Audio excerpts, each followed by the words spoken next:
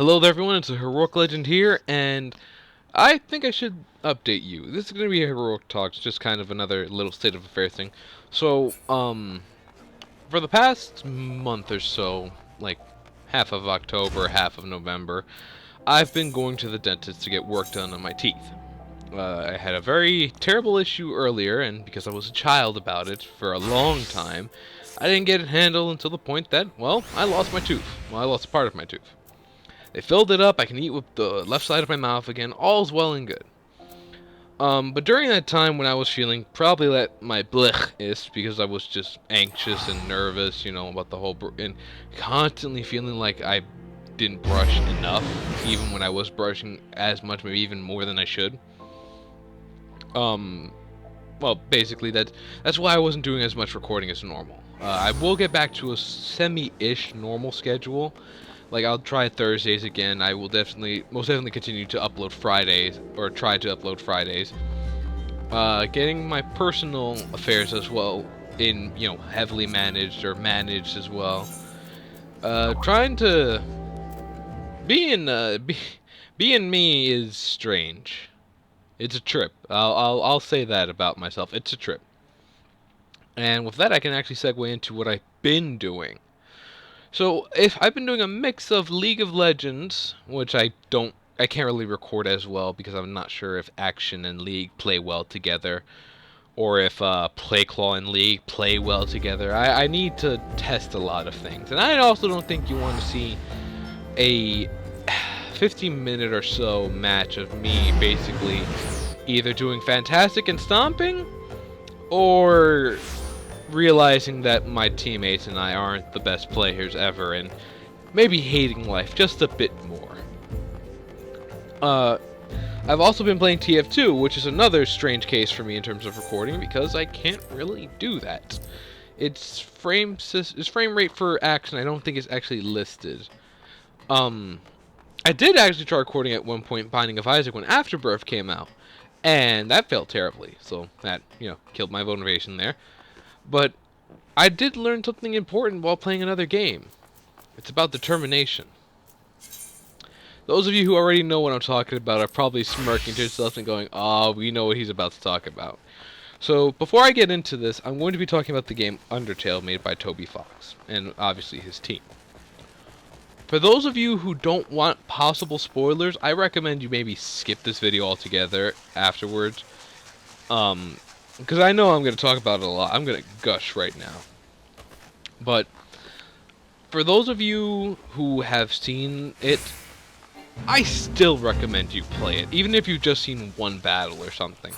Because I'm going to tell you right now, all I saw was one boss fight that you do on the Genocide run, and I was already like, okay, I gotta fucking play this game. And I gotta see it through to the end. And I did my best to avoid any other spoilers on Facebook, on Tumblr, all those sites. I did my best to avoid as many spoilers as I could to ensure that any surprises are still surprising. And my brother did good about biting his tongue, too. So, once again, spoiler warning. This is the second time I'm saying it. I'm going to say it one more time after this time, and after explaining, just seriously, if you don't want any spoilers, skip this video.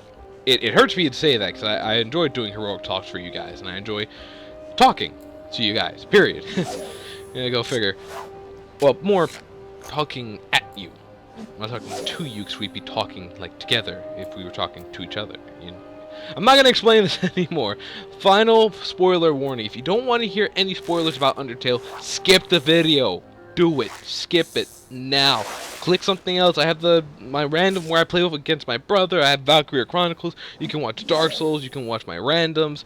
You have so many other things you can watch. So I've given you enough of a chance. I'm talking about the damn game now because I fucking love it.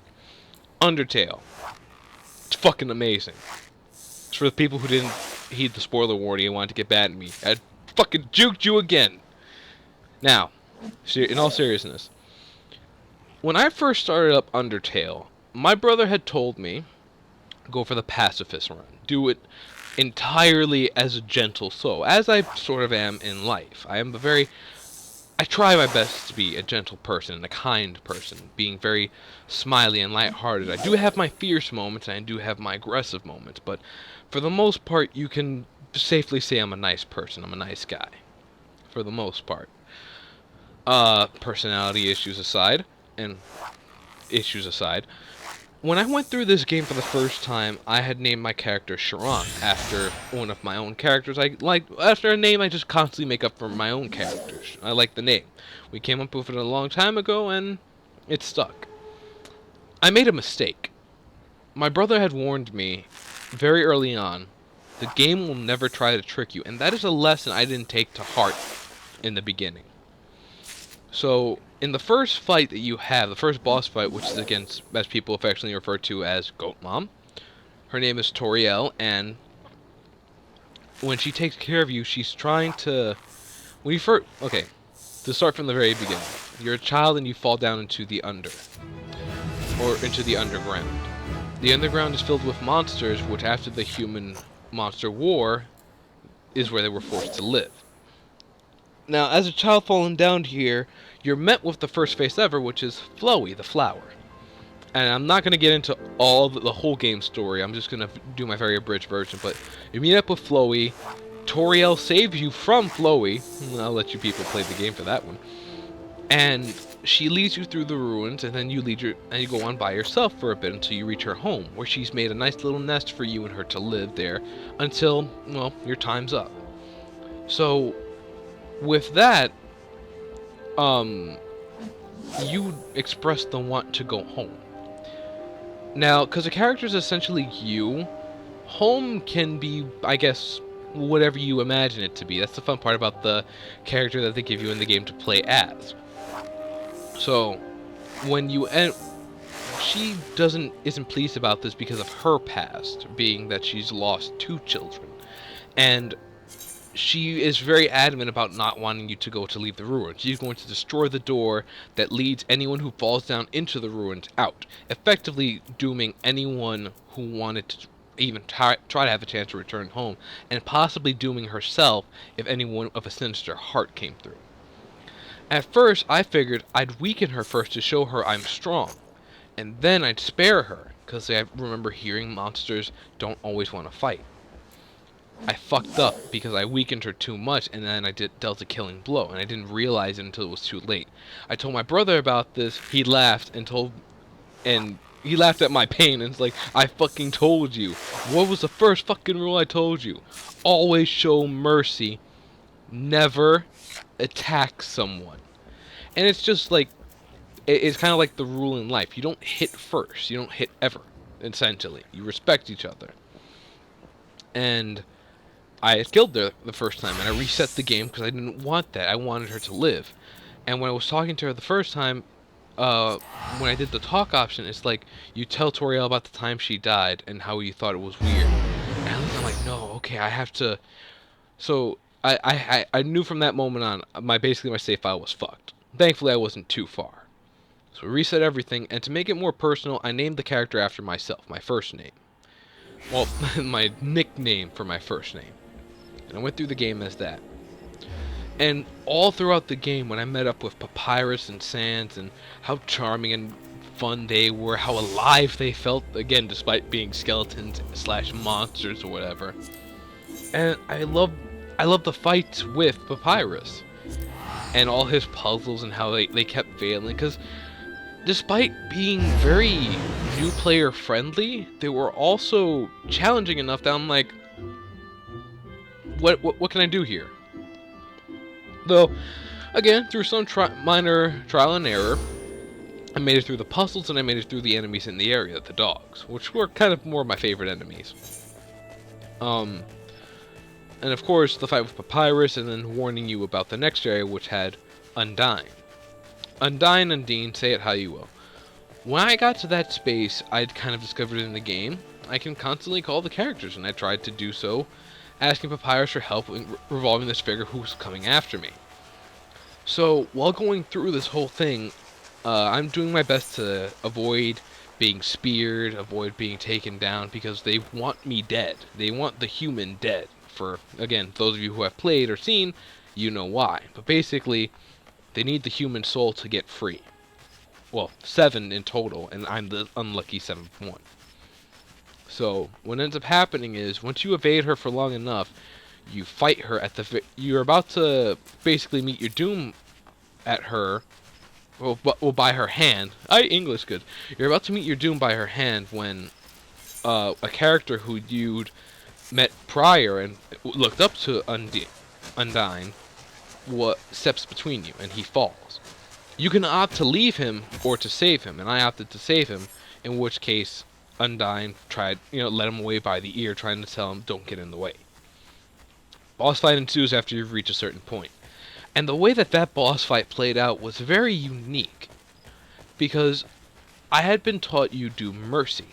I'd also been taught that you avoid damage by, well, acknowledging if it's blue, you don't move, and if it's blue, and if your heart's blue, you jump. Or your soul, rather. Undine taught me that you need to take on the attack, so when my heart was green, I have to block them and meet them head on rather than dodge or run away. And it was through that fight that I started getting the patterns more. I failed a couple of times, but each failure didn't feel as grand-esque a loss as it would in, like, let's say Dark Souls, where I lose my souls. And that's not to say the game's not difficult. It's still difficult even if you have all the chances in the world. But the most difficult part about the pacifist run is resisting the urge to try and end things faster. Is to have patience. Because when you're being it's in general, when you're being a kind person, you have to have patience with people, no matter how they act or what they do to you. And still being a good person to them and to others and forgiving them despite what they've done to you is a miraculous thing, and I'm so happy I can find it in my heart to do that at times. Although there are certain instances where I can't. But again, this is supposed to be a game where you can do it all the time, and I opted to try it with everything. So, time comes around where I get up to the next segment, and of course I visit Undyne again and make her my friend through all that fun. And you discover more and more about the game, and what really... I'll say this at the end, so after my abridged version. So again, you go up and you meet with Dr. Alphys and Mettaton, and that whole thing in itself was just such a strange thing, and to see and just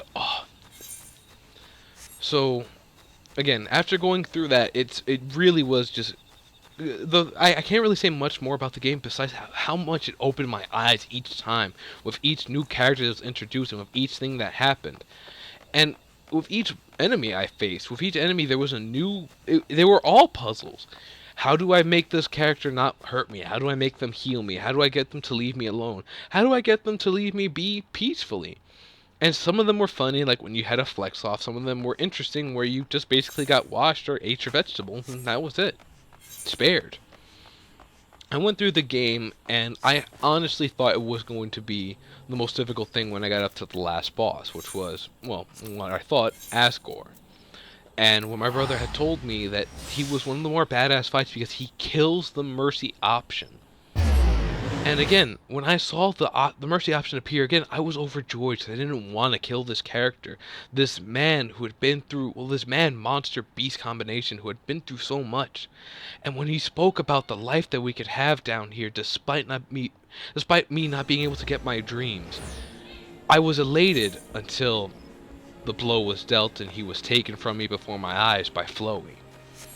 And then, of course, I felt a new type of seething rage as he constantly attacked me and killed me a couple of times. But when I got the beats down, when I got everything right and I defeated him, and the option came up again, despite my anger, I was lucky to have my brother with me, and I will do my best to remember his words whenever I get like that. But hearing his voice saying, "Spare him," even though I wanted to, there was a part of me that was like, I want to hit the kill command, even though my brother says don't. And for some reason, even though he was there, I didn't care. I was so ready to hit the kill, and I chose not to, and I continued to spare Flowey. And Flowey redeemed himself. My brother told me about that too. And it was through sparing Flowey and going back and doing things, going back to the lab, discovering why Alphys is the way she is, seeing the ending, air quotations, doing all the extra stuff, freeing the people, helping Alphys get her confidence back and be a better person and stop lying. That when I got to the final boss again and I prepared myself for the boss fight, and I saw that it was different, and then seeing all my friends come back, and then seeing Floyd do the same thing again, I was like, I was blown away by all the thought that went into it. 'Cause that's all this gushing and like being a freaking child and like, oh, this stuff happened there and there. I can say safely this, with all detail. Playing through that game was probably one of the more enjoyable experiences I've had as a gamer in a very long time. And I'm not talking about enjoyable. That's not to diminish any of the games I've played on my channel. Again, I do enjoy all the games I've played. But when I say enjoyable, I mean I've never felt a connection to a game and characters since, again, Dark Souls, as I boast about so much. Because Dark Souls had the characters where you cared about them because they didn't care about themselves and you wanted to be the one. You wanted to be the light. And in Undertale, it's basically the same thing. You're supposed to be the hope. They say it every time you get a game over. Don't give up. You are the future between monsters and humans. And they never lied to you. It never did. You were always the hope, and you were always, I guess, supposed to be destined to be the one. And again, during the last boss fight, when it was just constantly, whenever you die, and it said, but your heart refused. But you refuse. It's so empowering to see that all this determination is what keeps your character going, and I love that game for it. I honestly recommend, if you don't have Undertale, or if you've not seen it, well, if you've not seen it and you're listening to this despite all the spoilers, I recommend you play the game so you can see what all this jibber jabber is about. But if you want to play the game, I recommend you go through it and you do it, because it is a trip worth experiencing for yourself. And I honestly do recommend the pacifist route. I'm going to not go through the genocide route. I'm going to leave the game as is, because that's how I want to remember it, and that's how I want to return to it each time. Returning to it as the pacifist, and watching all the interactions, maybe even a few that I didn't do. Maybe building up money to discover any secrets that I might have missed, or anything, because now that I've gone through it, I don't mind looking up the game FAQs. And honestly, that's another reason why I love the game. The FAQs were there, so were the walkthroughs, Let's Plays. A couple of popular YouTubers were playing it too. But I chose not to watch those because I wanted to experience it all for myself. And when I did, the feeling was just, I was honestly, for the first time in my life, left speechless. And I don't mean speechless like, I'm not going to talk for a bit and then I'm going to gush about it. I meant like, I didn't want to gush about it because there was nothing, I couldn't add anything substantial to it in my own words. I'm giving this game high praise, and you can pick it apart for what you want. You can call me a fanboy or whatever, but this game was such an enjoyable thing for me that I want everyone to go out and play it and buy it and experience it. I want games like this to flourish and grow and be popular. I want people to share stories and secrets about games like this, because I remember back when I was younger, that's what we would do in my family. My brother would play the game, and maybe I'd be playing it alongside him.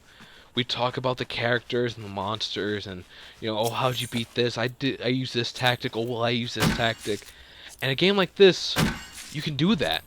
You can discuss it. For me, again, if you want to know how I got through it, I just stocked up on healing items and continued to try out things until it worked. If I died, I died. I didn't care too much, as long as I had my healing items and enough money to buy some. Backtracking was probably the only annoying thing, but that's only if you wanted to. You didn't have to backtrack, and especially at one point, you could have stocked up on items at your own whim. I think the best part was, I had done another optional task to see, and I got through it, and when I did it, I was like, wow. Even somewhat handicapped, I still got through this game, and it felt just good. It felt good. I want all of you guys to feel that same pride. And you puzzle goers, you RPG fans, it is honestly a game worth looking into and playing through on the pacifist or the, I guess, the genocide run, though. I'm going to warn you, if you're going to do genocide run, your feels are going to hurt quite a bit. Anyway, thank you everyone for listening to me gush about this game. I'm sorry it's the only episode I've uploaded this Friday, but I needed to share this, and I'm like in such a state of feel good that I don't want to really ruin it with maybe a bad recording or something, so I'll leave it at that. So again, thank you all for listening to me and watching whatever game I decide to put in the background of this. I hope you enjoy your weekend and you have a wonderful day. And if you like it, you like it. If you don't, you do you. I'm happy with that. Take care and stay determined, my friends.